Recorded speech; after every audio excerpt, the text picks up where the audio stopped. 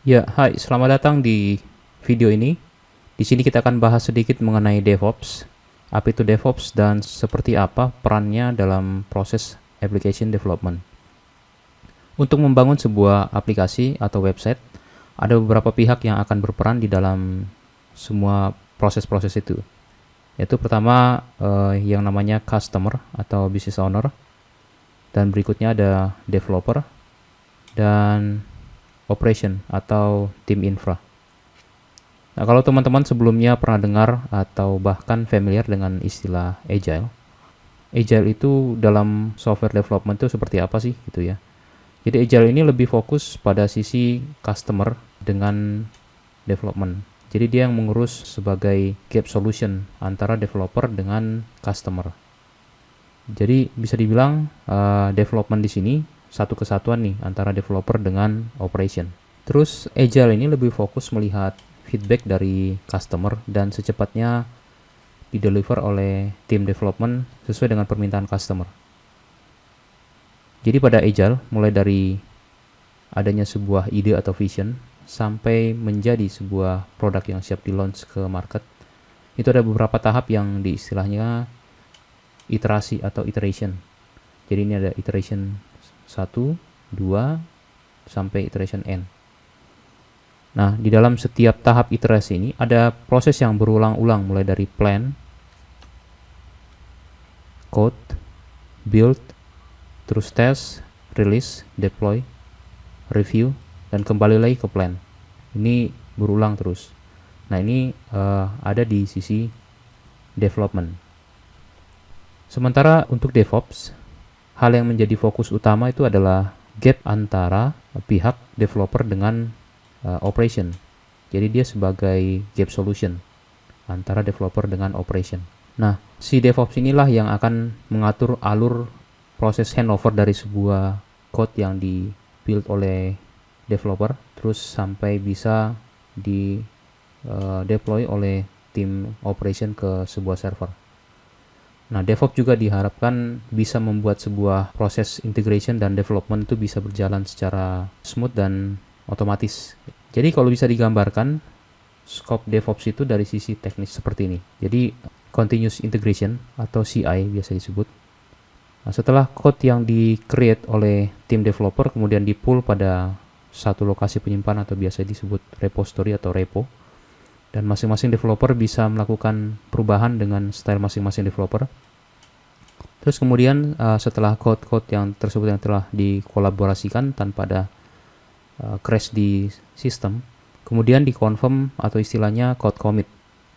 Proses integration ini dimulai dari code commit, kemudian code-code tersebut akan di-package sedemikian rupa sehingga proses selanjutnya nanti akan ada tes lagi sampai siap diberikan ke operation untuk di-run ke server. Nah, dengan ini si DevOps harus bisa memastikan proses plan, mulai dari plan, code, terus build, kemudian testing ini bisa berjalan secara kontinu. Terus berikutnya continuous delivery atau continuous deployment. Nah, proses deployment di mana operation menyiapkan server, mengatur kapasitas, terus replikasi, terus load balancing traffic gitu, server networking sampai aplikasi ini atau website ini bisa diakses oleh market. Nah, perbedaan dasar dari continuous delivery dan continuous deployment ini ada pada proses approval test, di mana pada proses approval test di continuous delivery ini dilakukan secara manual, sementara di continuous deployment ini dilakukan secara otomatis. Jadi infrastrukturnya seperti ini. Jadi dari plan, code, build, test, bisa dibilang prosesnya ini dilakukan oleh tim developer. Setelah itu lanjut di-deliver ke tim operation. Selanjutnya akan di-deploy, di-operate. Setelah itu terus di-monitoring. Dan ini akan kembali ke plan, misalkan ada pengembangan atau ada perbaikan sistem.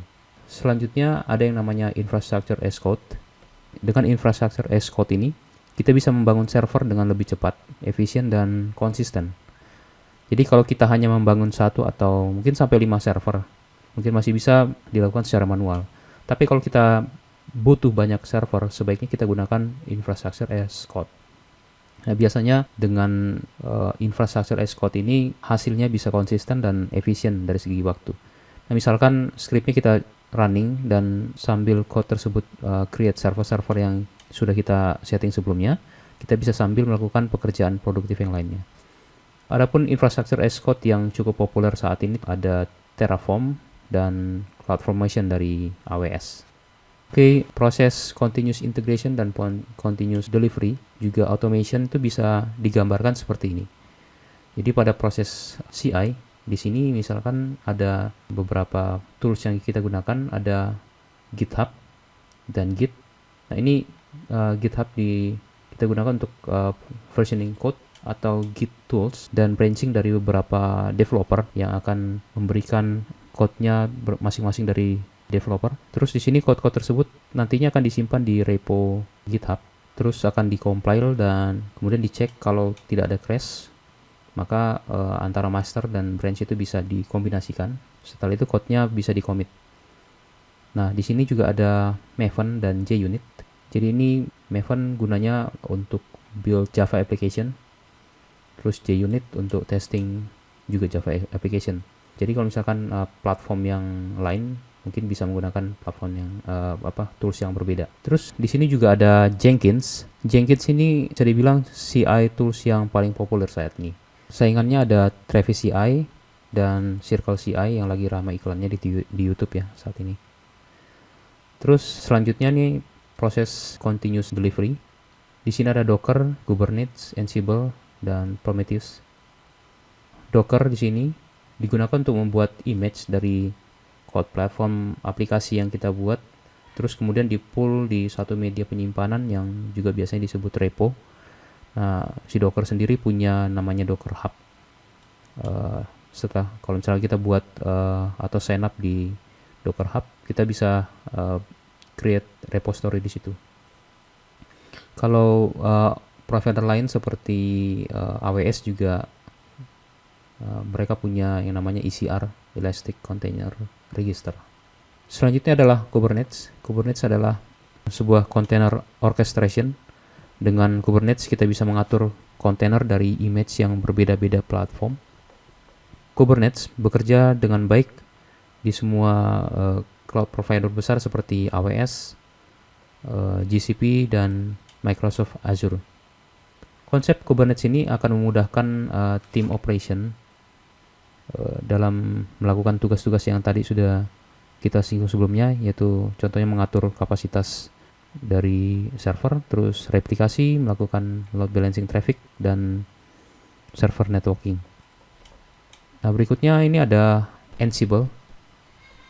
Ansible ini merupakan provisioning system. Contohnya kita bisa remote execution code DevOps tools seperti Docker dan Kubernetes ini. Atau misalkan kita juga bisa create instance pada AWS Amazon. Tools yang fungsinya serupa dengan Ansible ini ada Puppet dan Chef yang juga cukup populer. Terus selanjutnya infrastructure as code. Di sini ada Terraform. Contohnya dengan Terraform ini kita bisa melakukan automation tools atau istilah di cloud infrastructure as code seperti pada CloudFormation-nya AWS Amazon. Oke, kita sudah bahas sedikit mengenai apa itu DevOps dan cara kerjanya serta hubungannya dengan Agile. Jadi kalau bisa dibilang Agile dan DevOps itu bisa saling melengkapi karena hanya berbeda dari fokus utamanya saja. Jadi Agile yang fokus sebagai gap solution antara developer dan customer, sementara DevOps fokusnya sebagai gap solution antara developer dan operation. Jadi keduanya punya irisan yang sama sebenarnya pada proses application development. Jadi DevOps ini sebuah culture dari sebuah kolaborasi tim antara developer dan operation, sehingga proses kerja antara developer dan operation itu bisa berjalan smooth, otomatis tanpa ada delay dan campur tangan manusia di dalam seluruh proses dari CI sampai CD-nya. Oke, sampai di sini dulu pembahasan kita. Sampai jumpa di video-video selanjutnya. Happy DevOps!